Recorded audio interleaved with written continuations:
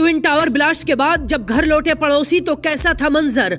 9 second में खाक हो गई इमारत। आसपास की बिल्डिंगों को कितना हुआ नुकसान। जमींदोज होकर भी पड़ोसियों को कितना दर्द दे गए ट्विन टावर।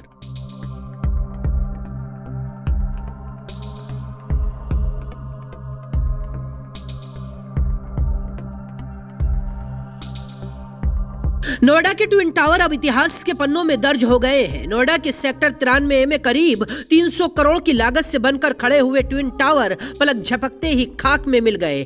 धमाके से पहले ही आसपास की सोसाइटियों में रहने वाले लोगों को घरों से बाहर निकाल लिया गया था। वहीं इन सोसाइटी की इमारतों को बड़े बड़े पर्दों से ढक दिया गया था ताकि धूल को रोका जा सके। अधिकारियों की सांसें अटकी हुई थी क्योंकि देश में पहली बार इतनी ऊंची इमारत गिराई जा रही थी। ट्विन टावर के आसपास की सोसाइटियों में बने सैकड़ों फ्लैट्स की सुरक्षा एक बड़ी चुनौती थी। दोपहर 2:30 बजे सायरन बजा और देखते ही देखते इमारत धराशायी हो गई।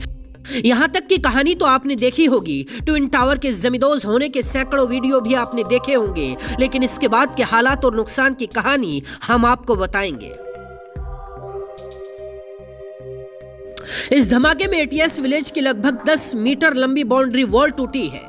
एटीएस विलेज में बाउंड्री वॉल के अलावा शीशे भी टूटे हैं। इन्हें विस्फोट करने वाली कंपनी एडिफाइस ही ठीक कराएगी। इसके लिए सोसाइटी वासियों को कोई खर्च नहीं देना होगा। नोएडा की एमराल्ड कोर्ट सोसाइटी से सिर्फ 9 मीटर दूर है। यहाँ कोई नुकसान नहीं हुआ है।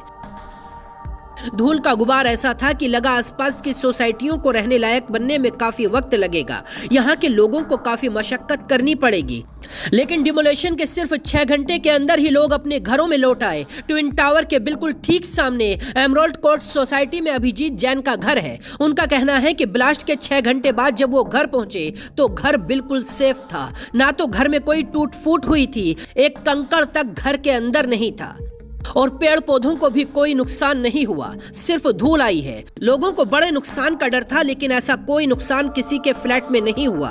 जहां भी कांच या सीनरी टूटने की शिकायत आई है वो सारी भरपाई डिमोलिशन करने वाली कंपनी ही करेगी। ट्विन टावर के टूटने से जिस एटीएस विलेज की बाउंड्री वॉल को सबसे ज्यादा नुकसान हुआ है, उस बाउंड्री वॉल और एटीएस विलेज के बीच सिर्फ 15 मीटर की दूरी है। ट्विन टावर के मलबे का बड़ा हिस्सा एटीएस विलेज सोसाइटी की बाउंड्री वॉल पर गिरा है, लेकिन मेन स्ट्रक्चर को कोई नुकसान नहीं हुआ है।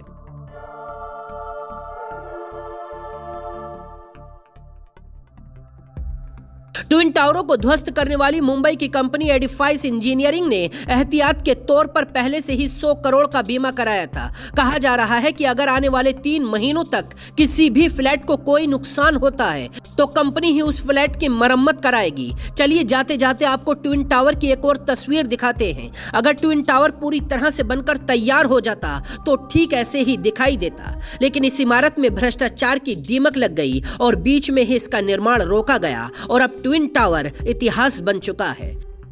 बाकी खबरों के लिए देखते रहिए जनसत्ता.com।